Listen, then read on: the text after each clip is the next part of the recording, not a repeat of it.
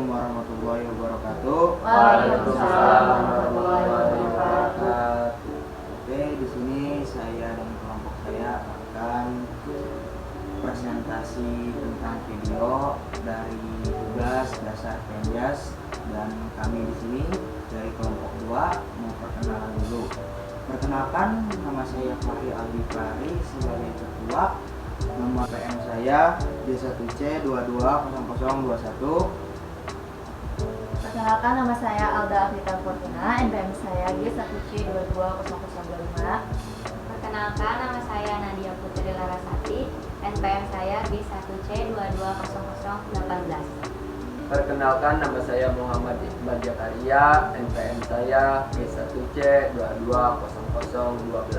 Perkenalkan, nama saya Muhammad Fauzan Dani, NPM saya G1C220024. Perkenalkan, nama saya Ningan Nugrawidi, NPM saya G1C220023. Dan ada beberapa teman kita yang tidak dapat hadir hari ini, yaitu Wira Bintang Susanto dengan NPM G1C220022. Kemudian ada Muhammad Syauki dengan NPM G1C22008, dan Reza Habibi G1C22017. Kemudian ada Latifan Firmansyah dengan NPM G1C2228.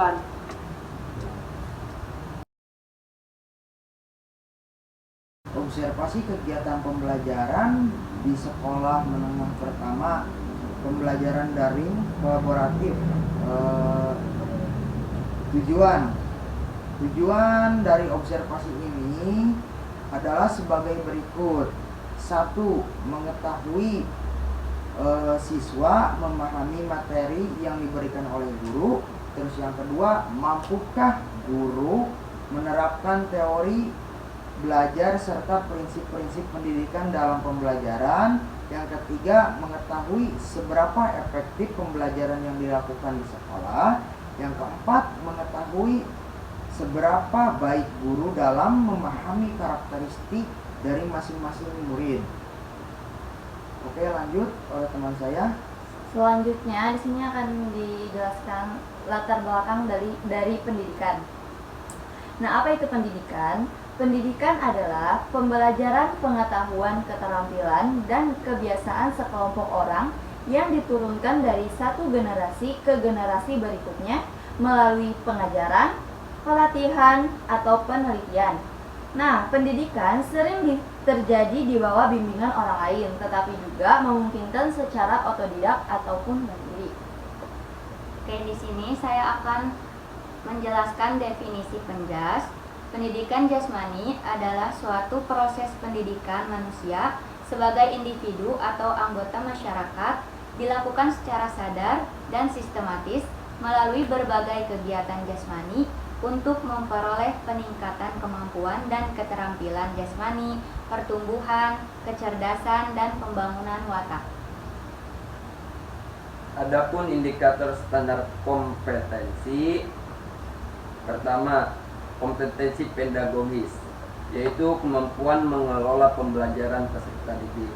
Kedua, kompetensi kepribadian, yaitu kemampuan kepribadian yang mantap, stabil, dewasa, disiplin, dan berwibawa, menjadi teladan bagi peserta didik dan berakhlak mulia.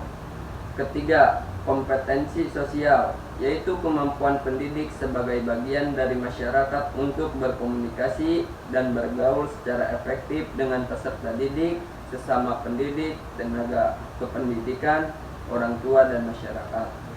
Keempat, kompetensi profesional, yaitu kemampuan penguasaan materi pembelajaran secara luas dan mendalam. Oke, dilanjut langsung ke permasalahannya. Permasalahan pertama, masih banyak siswa yang sulit untuk diatur saat materi pembelajaran berlangsung. Yang kedua, dari segi sarana dan prasarana yang masih kurang memadai, seperti kondisi lapangan dan alat-alat saat digunakan dalam pelajaran berlangsung. Permasalahan yang ketiga, masih terdapat siswa atau siswi yang tidak memakai seragam olahraga saat pembelajaran olahraga berlangsung. Solusi permasalahannya. Solusi permasalahan, Solusi yang pertama, melakukan pendekatan terhadap murid, membuat metode pembelajaran yang beragam, dan melakukan konsultasi secara pribadi kepada murid.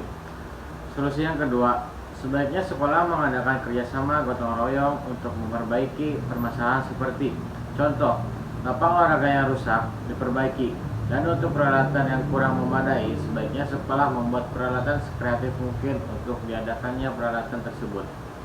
Solusi yang ketiga yaitu solusi dari permasalahan ketiga yaitu dengan cara guru memberikan sanksi kepada murid yang tidak memakai seragam olahraga pada saat pembelajaran berlangsung agar murid tersebut jerah dan tidak mengulanginya lagi. Nah, dari observasi yang kita udah lakuin seminggu sebelumnya, di sini dapat diperoleh beberapa hasil. Yang pertama, kita dapat mengetahui bagaimana cara guru mengajar murid di sekolahan, baik atau tidak. Yang kedua, kita dapat mengetahui bagaimana cara guru menyelesaikan permasalahan yang ada di sekolah menengah pertama. Nah, yang ketiga, kita dapat mengetahui bagaimana cara guru mengatasi karakter atau sifat yang berbeda-beda dari setiap murid. Yang keempat, kita jadi mengetahui bagaimana guru dalam mengatasi waktu pembelajaran yang terbatas atau singkat.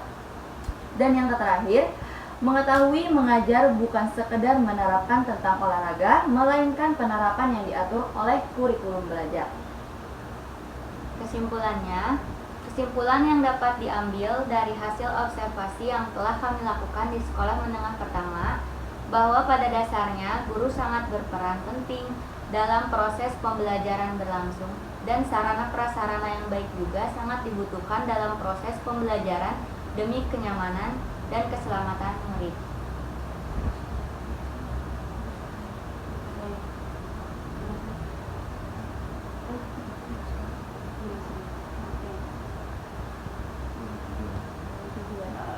Dari tujuan. Di sini saya akan menjelaskan apa sih tujuan kita. Yang pertama, melakukan observasi ke sekolah-sekolah itu. Yang satu, kita bisa mengetahui bagaimana kemampuan siswa untuk memahami materi yang diberikan oleh guru. Jadi sampai mana sih siswa itu mampu menelaah materi yang diberikan guru. Itu yang pertama. Yang kedua,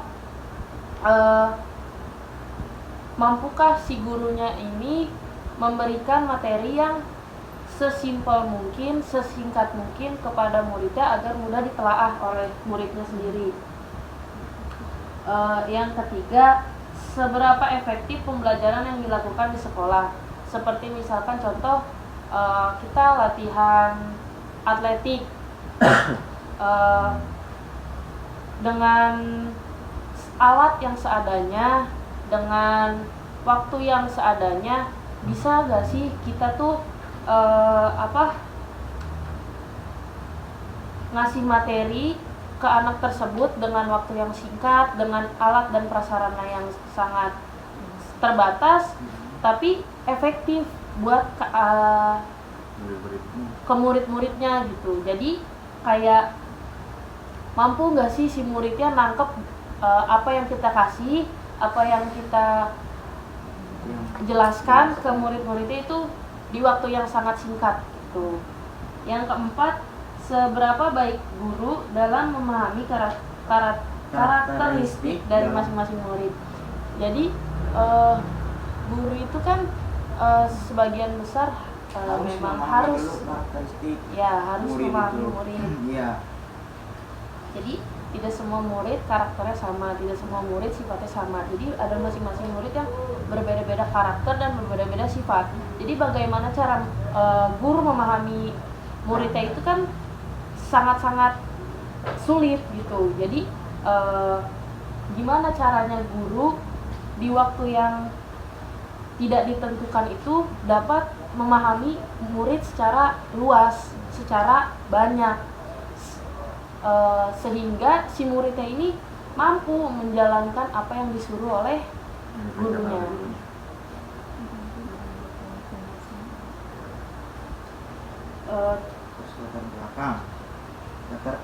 Latar belakang pendidikan. Pendidikan adalah pembelajaran pengetahuan dan keterampilan serta kebiasaan sekelompok orang yang diturunkan dari satu generasi ke generasi berikut. Maksudnya di sini pembelajaran pengetahuan. Pengetahuan itu, pendidikan pengetahuan itu sangat penting teman-teman untuk generasi-generasi kita, supaya yang pertama yaitu wawasan kita menjadi lebih baik, terus yang keduanya intinya pendidikan itu sangat penting lah. Di pendidikan juga ada pelatihan atau penelitian. Pendidikan sering terjadi di bawah bimbingan orang lain, tetapi juga memungkinkan secara otodidak. Otodidak itu secara sendirilah, secara mandiri gitu. Sendiri. Nah, seperti itulah. Terus definisi penjas. Nah, mungkin teman-teman bertanya, apa sih bedanya penjas sama olahraga? Nah, di sini perbedaan pendidikan jasmani dan olahraga dari segi waktu dan penerapan. Sini akan saya jelaskan. Nah, kalau menurut waktu, perbedaan pendidikan jasmani dan olahraga ditinjau dari segi waktunya. Apabila dalam pendidikan jasmani memiliki waktu yang dibatasi, sedangkan di olahraga tidak terkait oleh waktu. Alasannya kenapa? Dalam pendidikan jasmani terdapat kurikulum pembelajaran yang terbatas oleh jam pelajaran. Jadi kalau di pendidikan jasmani itu dia diatur oleh kurikulum. Kalau olahraga tidak diatur oleh kurikulum. Jadi kayak mengikuti perkembangan olahraga tersebut. Nah, kalau dari segi pelaksanaan antara pendidikan jasmani dan olahraga mempunyai perbedaan, yaitu pendidikan jasmani bisa dilaksanakan oleh guru dengan peserta didiknya di sekolah. Nah, tujuannya adalah memberikan edukasi tentang pengetahuan dalam memahami gerak pada manusia. Sedangkan olahraga dilaksanakan di ruang yang lebih eksklusif. Alasannya, tujuan dari olahraga adalah menggapai prestasi, kejuaraan ataupun meraih impian menjadi seorang atlet. Jadi kalau di pendidikan jasmani secara keseluruhan, kalau di olahraga itu lebih memfokuskan pada cabang olahraga tertentu yang ditekuninya.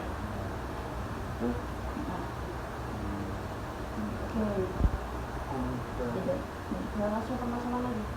Itu kan udah Permasalahan.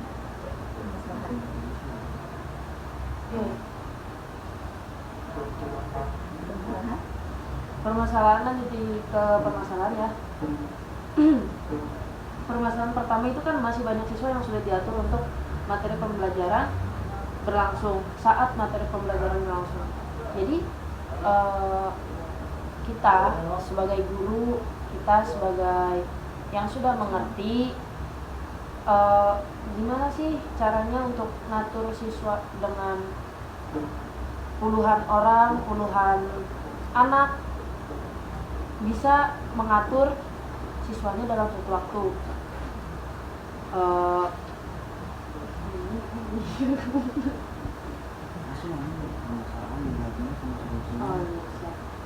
Oke, kita langsung ke permasalahan ya. Permasalahan satu itu masalahnya masih banyak siswa yang sulit untuk diatur saat materi pembelajaran berlangsung.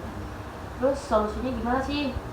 Kita itu harus melakukan pendekatan kepada murid, membuat metode pembelajaran semenarik mungkin, seberagam mungkin, dan melakukan konsultasi secara pribadi kepada murid. Kayak kita nanya ke muridnya, kenapa nggak bawa baju gitu, atau kenapa kenapa kamu lagi ada apa gitu. Jadi kayak kita mendekatkan diri dari hati ke hati.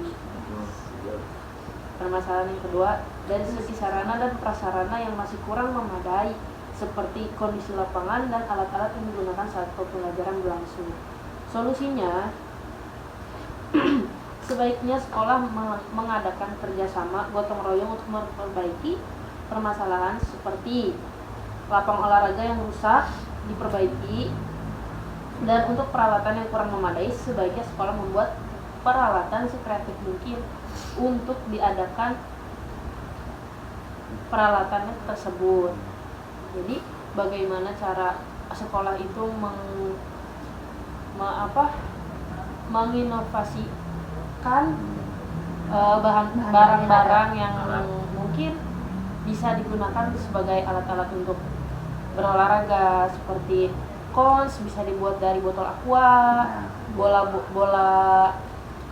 voli atau bola futsal bisa dibuat dari busa seperti itu. Oke, permasalahan yang ketiga, masih terdapat siswa-siswi yang tidak memakai seragam saat berolahraga dalam pembelajaran olahraga berlangsung. Solusi permasalahannya solusinya yaitu dengan cara guru memberikan sanksi kepada murid. Kenapa harus diberi sanksi? Karena biar murid itu istilahnya kapok lah, biar lebih kayak segan gitu. Karena kan kalau misalnya kita bukan kita yang murid gitu, kalau misalnya memakai baju biasa, seragam sekolah dan olahraga itu tidak efektif, tidak bagus dilihatnya gitu. Terus yang kedua solusinya yaitu Mungkin yang dimaksud dengan memberikan sanksi kepada murid bukan termasuk peloncoan, tetapi lebih ke sanksi yang seperti push up, sit up seperti itu. Jadi tidak kekerasan fisik ya, bukan ya. kekerasan fisik, lebih ke kayak yang melatih otot si anak tersebut juga.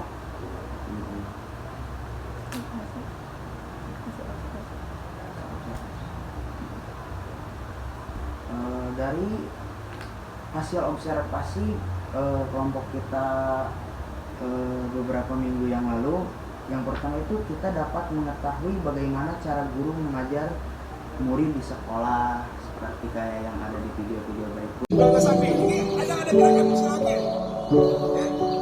udah depan siap. Silakan lagi. Ada penjual dan pembeli. Kita belakang siap. Dua ada sertakan. Banunya.